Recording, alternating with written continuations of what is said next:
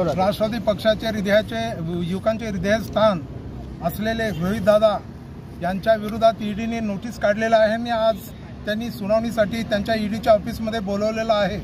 कर नाहीतर डर कशाला अशा उद्देशाने रोहित दादा त्या याच्यात मोठ्या ह्याच्याने गेलेल्या आणि सर्व सरकारच्या विरोधात जे काही बोलणं झालेलं आहे ते सरकार त्यांना घाबरलेलं आहे।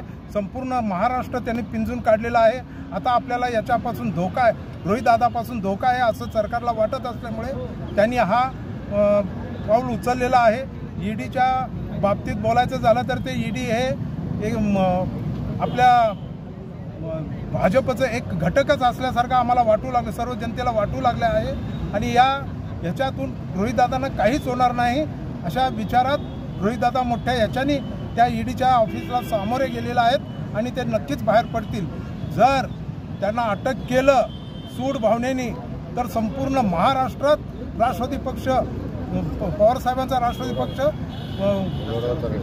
रस्त्यावर उतरून संपूर्ण महाराष्ट्रभर आंदोलन करण्यात येईल आणि रोहित दादांना संपूर्ण महाराष्ट्र त्यांच्या युवक त्यांच्या पाठीचे आहे आणि युवक त्यांना नक्कीच ह्या संकटातून वाचवण्याचा प्रयत्न करतील त्यांच्या ताकदीनं असं मला वाटतं आणि या सरकारने जागेत जागा व्हावं आणि रोहित दादांना सही सलामत बाहेर सोडावं असं मला वाटतं आणि रोहित दादांनी काहीच केलेलं नाहीये तरी देखील सूड भावनेने हे करत आलेलं आहे। हे सर्व महाराष्ट्रातल्या सर्व जनतेला कळू लागलंय आणि ह्या ईडीनं समजून घ्यावं असं मला वाटतं।